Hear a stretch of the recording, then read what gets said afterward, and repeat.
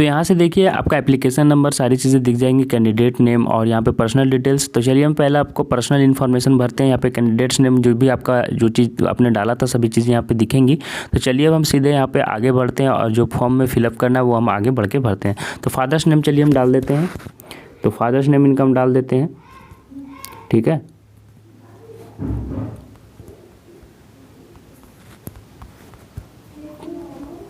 उसके बाद father name डालने के बाद इनका मदर्स नेम हमको डालना है। तो चलिए डाल देते हैं।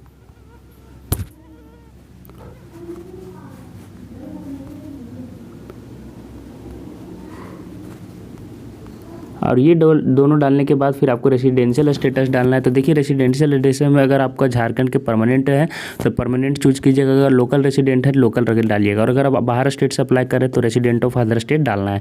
तो लोकल रेसिडेंट जिनका बाहर में परमानेंट एड्रेस है लेकिन झारखंड में रह रहे हैं तो वो लोकल रेसिडेंट डालेंगे। तो ये परमानेंट एड्रेस इनका रेसिडेंशियल है यहाँ पे, तो परमानेंट डाल दे रहे हैं। इनका कैटेगरी देखिए चूज करना है, तो आप जो जिस भी कैटेगरी से डाल देख लीजिएगा। अगर आप ओबीसी हैं खास करके तो ओबीसी में आपका कास्ट सर्टिफिकेट में क्या है, BC1 से है कि BC2 एनेक्चर चेक कर लीजिएगा। तो ये BC1 में आते हैं तो BC1 से हम यहाँ पे क्लिक कर रहे हैं, आप जिसमें आते हैं वो वहाँ पे डालेंगे। नेशनलिटी इंडियन दिख जाएगा। पर्सन विद डिसेबिलिटीज़ यहाँ पे दिव्यांग है, अगर आपको अपंग है तो यहाँ पे देख लीजिएगा यस कीजिएगा, अन्यथा नो कर लीजिएगा। उसके बाद देखिए यहाँ पे एड्रेस डालना है। तो चलिए एड्रेस हम इनका डाल देते हैं। तो एड्रेस आपको यहाँ पे देखिए कौन सा डालना है एक बार मैं बता दे रहा हूँ कि कम्युनिकेशन एड्रेस डालना है। कम्युनिकेशन एड्रेस मतलब पत्राचार वाला, जहाँ पे आपके सभी कागज़ उगज आएंगे, डॉक्यूमेंट्स आएंगे, लेटर भेजे जाएंगे। तो चलिए हम इनका हम डाल देते हैं, ठीक है।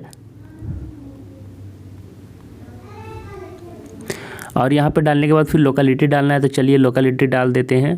तो लोकेलिटी में आप देखिए जो आपका सामने में कोई बड़ा अच्छा जगह होगा तो उसी को डाल दीजिएगा, ठीक है।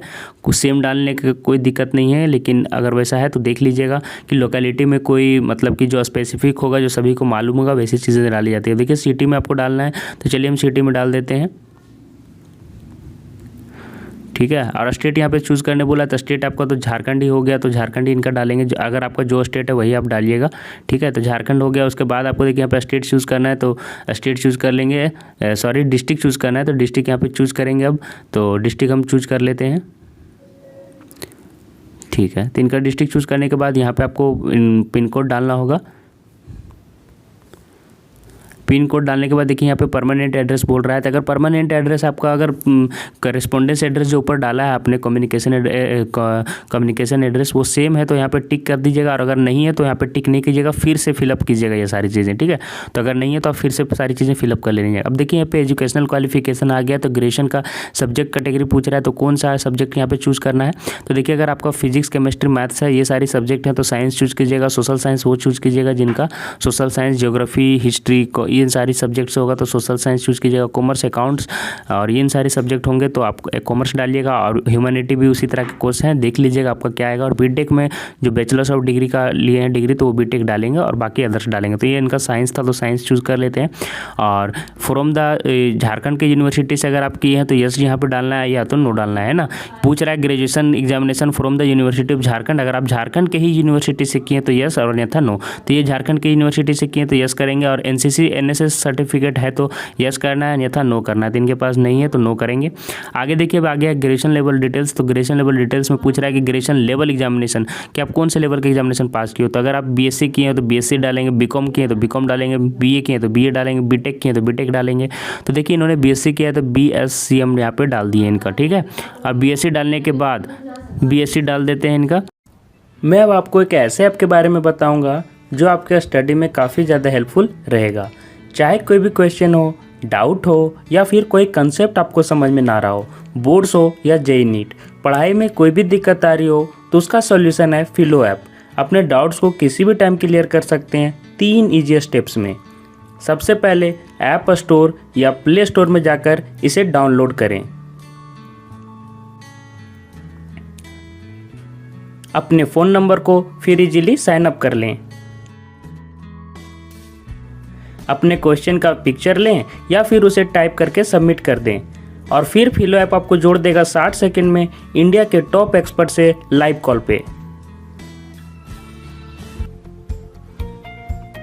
आपके क्वेश्चन में आप कहना चाहते हैं कि बल्ब की पावर कितनी है। अगर बल्ब जो है वो 220 वोल्टेज पर ऑपरेट हो रहा है, राइट। इस बैटरी का जो वोल्टेज है वो आपको गिवन है 220। तो ये आपको सिंपल रिलेशन हो गया यहाँ पर। अब अगर कोई आपको और डाउट है तो आप बताइए। No sir, thank you. इस ऐप का डाउनलोड लिंक वीडियो के नीचे दिया गया है, तो जाके डाउनलोड करो और मेरा रेफरल कोड डिस्क्रिप्शन बॉक्स में मिल जाएगा, जिससे 10% ऑफ में आपको मिल जाएगा फिलो ऐप। तो देखिए हम क्या यहाँ पे इनका बीएससी डाल दिए हैं, उसके बाद आप अपने हिसाब से डालिएगा। बीएससी डालने के बाद ग्रेजुएशन लेवल यूनिवर्सिटी नेम पूछ रहा था, यूनिवर्सिटी नेम आपको यहाँ पे डाल देना है। तो जो भी यूनिवर्सिटी से क्या आप उस यूनिवर्सिटी का नाम डाल दीजिएगा, ठीक है। और उसके बाद देखिए यहाँ पे पूछ रहा है कि ग्रेजुएशन पास स्टेटस। तो देखिए पास स्टेटस में दो चीज़ें दिख रही है, पास और अपेयरिंग। अगर आप पास आउट हो चुके हैं तो पास डालिएगा, और अगर अभी आपका यही साल कंप्लीट हो रहा है 2021 में, रिजल्ट आना बाकी है तो अपेयरिंग डालिएगा। तो अगर रिजल्ट है तो पास्ड, और अगर रिजल्ट नहीं है तो अपेयरिंग डालिएगा। अब देखिए ग्रेजुएशन रोल नंबर पूछ रहा था, चलिए इनका रोल नंबर हम डाल देते हैं। आप अपना रोल नंबर डालिएगा यहाँ पे, ठीक है।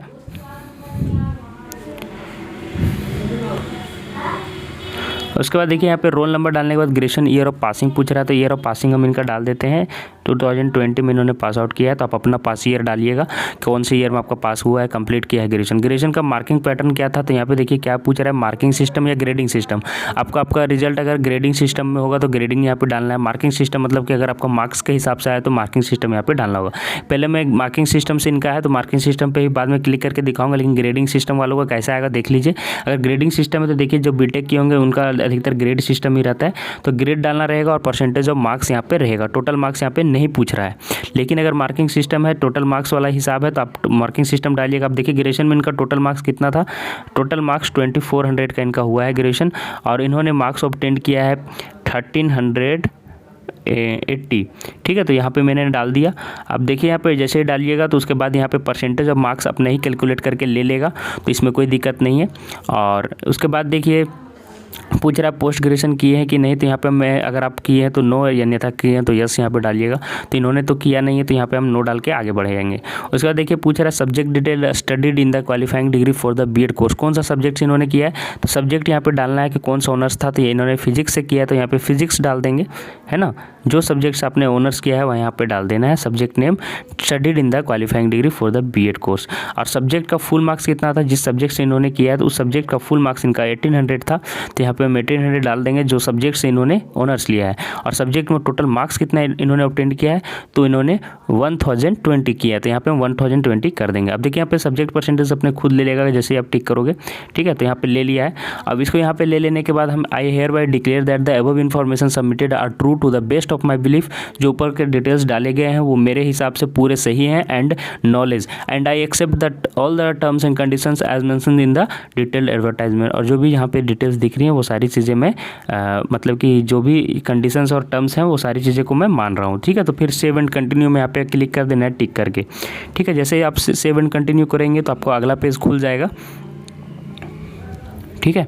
तो ये देखिए सेव हो गया है, और आपका डिटेल्स सेव लेने के बाद आपका अगला पेज खुल गया है, और यहाँ पे आपको अपलोड फोटोग्राफ, सिग्नेचर और बाकी चीज़ें आ गई। तो देखिए यहाँ पे कौन कौन सी चीज़ें होनी चाहिए, क्या क्या यहाँ पे इन्फॉर्मेशन है, ये सारी चीज़ें जान लेनी चाहिए। द फोटोग्राफ मस्ट भी रिसेंट फोटो पासपोर्ट साइज। देखिए पासपोर्ट साइज आपका फोटो होना चाहिए। ये सारी डिटेल्स मैंने बहुत ही अच्छे तरीके से आपको बता दिया है, तो वो वाला वीडियो जो फॉर्म भरने से पहले किस तरह के डॉक्यूमेंट्स होना चाहिए आई बटन में मिल जाएगा, तो वो वीडियो आप जरूर देख लें कि फॉर्म अप्लाई करने से पहले किन किन चीज़ों को आपको ध्यान में रखना है।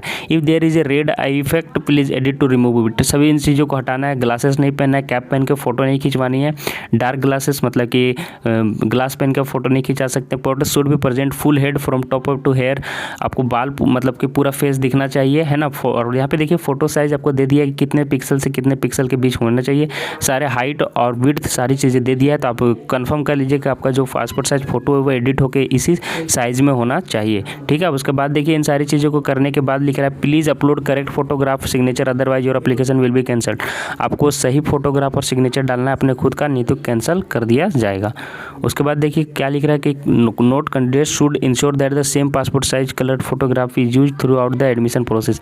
मतलब जो पासपोर्ट साइज फोटो आप यहाँ पे डाल रहे हैं एडमिशन के टाइम भी वही फोटोग्राफ आपके पास रहना चाहिए। तो ये सारी चीज़ें ध्यान दीजिएगा। अपलोड फोटोग्राफ, यहाँ पे फोटो आपको अपलोड करना है और वो जेपीजी फॉर्मेट में होना चाहिए। तो चलिए सारी चीज़ें हम यहाँ पे आपको मैंने बता दी थोड़े से छोटे में। अब चलिए चलिए यहाँ पे अपलोड सिग्नेचर में देख लीजिएगा क्या करना है।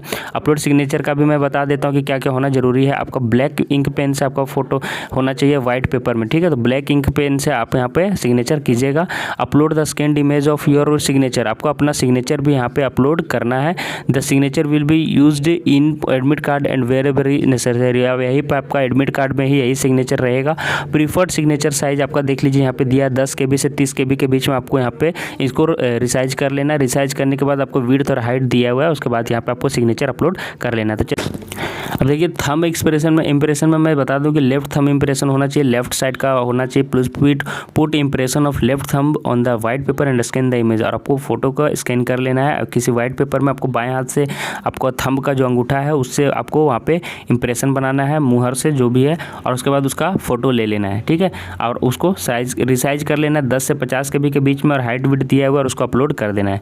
अपलोड लेफ्ट थंब इम्प्रेशन यहाँ पे कर देना। उसके बाद देखिए डॉक्यूमेंट्स क्या क्या मांगे हैं। अपलोड डॉक्यूमेंट्स में अपलोड सिंगल PDF फाइल, आपको यहाँ पे सिंगल PDF फाइल डालना है। Adobe Acrobat format containing graduation marksheet, है ना, और post graduation marksheet and local residential certificate of Jharkhand. तो देखिए यहाँ पे क्या बोल रहा है कि जो साइज होना चाहिए डॉक्यूमेंट्स का वो 100 से 2 MB के बीच में होना चाहिए, 100 KB से 2 MB के बीच में, और एक ही मतलब कि सिंगल PDF में आपका क्या होना चाहिए, सभी चीज़ें होनी चाहिए। ग्रेजुएशन का मार्कशीट भी उसी में ऐड होना चाहिए, पोस्ट ग्रेजुएशन मार्कशीट भी उसी में आना चाहिए, और उसके बाद local residential certificate of Jharkhand भी उसी में सभी चीज़ें अटैच होनी चाहिए, सभी एक जैसा लगना चाहिए, और सभी को ऐड करके आपको यहाँ पे अपलोड करना है, ठीक है। उसके बाद आप यहाँ पे क्या कर सकते हैं, you will proceed to next step only after, ये सभी चीज़ें आपको यहाँ पे अपलोड करना है डॉक्यूमेंट्स को, और उसके बाद आप आगे बढ़ सकते हैं। एक बार मैं फिर ध्यान से बता दूं कि सिंगल PDF आपको यहाँ पे अपलोड करना है। Graduation marksheet, post graduation marksheet, जो भी जितनी चीज़ें हैं, local residential certificate of Jharkhand, ये 3 चीज़ें होंगी। अगर ग्रेजुएशन का मार्कशीट नहीं है तो पोस्ट ग्रेजुएशन का नहीं डालना है, सिर्फ 2 चीज़ें आपको डालनी रहेगी। ग्रेजुएशन मार्कशीट आपको अपलोड करना है, और उसके बाद फिर आपको लोकल रेसिडेंशियल सर्टिफिकेट जो आपका आवासीय है वो आवासीय यहाँ पे आपको एक ही PDF में दोनों को अटैच करना है। PDF अटैच करना है आपको पर्दा, मैं एक बार समझा दे रहा हूँ कि कैसे करना है। देखिए आपको एक PDF का यहाँ पे ग्रेजुएशन मार्कशीट होना चाहिए, और उसके नीचे फिर अटैच कर देना है आपका जो होगा लोकल रेसिडेंस है। तो दोनों सर्टिफिकेट को एक साथ अटैच करके यहाँ पे अपलोड कर देना है। तो चलिए इन सारी चीज़ों को अपलोड करके हम आगे बढ़ते हैं, दिखाते हैं कि आगे क्या खुलता है और कैसे आपको आगे बढ़नी है। इस तरह से सारे डॉक्यूमेंट्स अपलोड कर लेने के बाद आपको इस तरह से नज़र आएगा और लिखेगा अपलोड सक्सेसफुली। तो आपको सारी चीज़ें दिख रही होंगी। तो आपको देख लेने के बाद स्क्रॉल करके धीरे धीरे नीचे जाना है, और सभी चीज़ें देख लेने के बाद सेव एंड कंटिन्यू आपको दिखेगा और बैक दिखेगा। तो सेव एंड कंटिन्यू में आपको क्लिक कर लेना है और आगे फर्दर बढ़ जाना है। तो चलिए हम सेव एंड कंटिन्यू क्लिक करने के बाद देखिए इस तरह से खुलेगा आपका, है ना। तो इस तरह से जाने के बाद आप 4th नंबर प्रीव्यू में पहुँच गए हैं, ठीक है। 4th नंबर प्रीव्यू में आप आ गए हैं, उसके बाद पेमेंट करना रहेगा। तो प्रीव्यू में आपको सारी चीज़ें जितनी भी डिटेल्स आपने फिलअप की है वो सारी चीज़ें मैच कर लेनी है, मिला लेनी है कि हमने सही किया या गलत। और सारी चीज़ें जब आप मैच कर लोगे तो उसके बाद स्क्रॉल करते हुए नीचे जाते हुए आपको यहाँ पे सारी चीज़ें दिखेंगी, और फिर लास्ट में एडिट एप्लीकेशन और कंटिन्यू टू पेमेंट दिखेगा।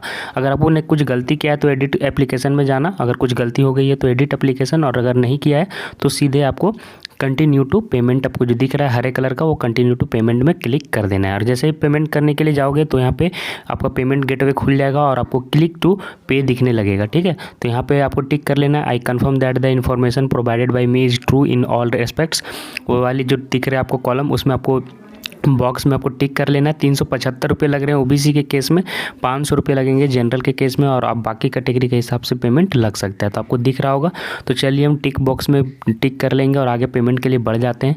ये पेमेंट इन्फॉर्मेशन आप ध्यान से देखिएगा, है ना। और इतना रुपये लग रहा है, चलिए हम क्लिक टू पे में क्लिक करते हैं। इसके बाद देखिए ये वाला आएगा तो आपको ओके यहाँ पे क्लिक कर लेना है, और क्लिक करने के बाद देखिए आपका पेमेंट गेटवे इस तरह से दिखने लगेगा, और आप credit card, debit card, internet banking, wallet, cash card, QR, UPI सारे किसी से भी पेमेंट कर सकते हो। तो आपने देखा दोस्तों कि किस तरह से हमने इंस्ट्रक्शंस सारे फॉलो कर करके हमने अपना फॉर्म फाइनली सबमिट कर दिया है। तो इसी तरह से आपको भी सबमिट कर देना है, और जितनी भी डिटेल्स हैं सारी चीज़ें आपको सही देनी है, तो आपको फॉर्म सही से सबमिट हो जाएगा, ताकि मैच करने में लास्ट में दिक्कत ना हो जब आप एडमिशन के लिए जाएंगे, ठीक है।